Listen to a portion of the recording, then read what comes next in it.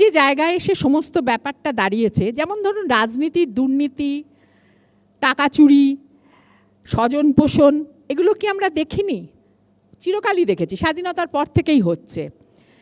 কিন্তু এখন সমস্ত বিষয়টা একটা লাগাম ছাড়া পর্যায়ে চলে গেছে।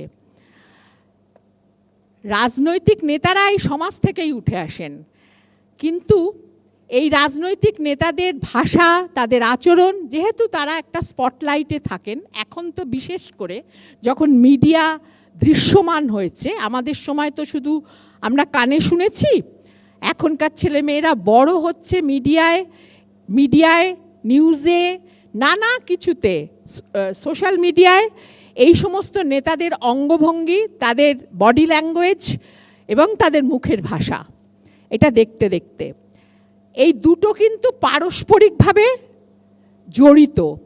এই সমাজ থেকেই উঠে আসছে এই ভাষা এবং এই সমাজকেই প্রভাবিত করছে এই ভাষা।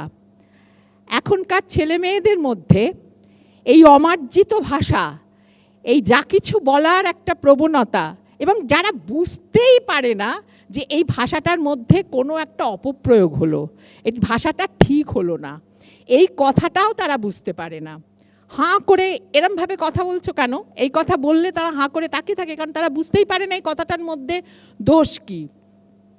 খুব ছোট ছোট সাধারণ কথায় আমরা দেখি যে ভাষা যে আত্মপ্রকাশের হাতিয়ার, সেই আত্মপ্রকাশটা কিভাবে সমস্ত সাংস্কৃতিক পরিমণ্ডলটাকে ভেঙে দিচ্ছে এবং সমস্ত সমাজটাকে ক্রমাগত নিচের দিকে ঠেলছে।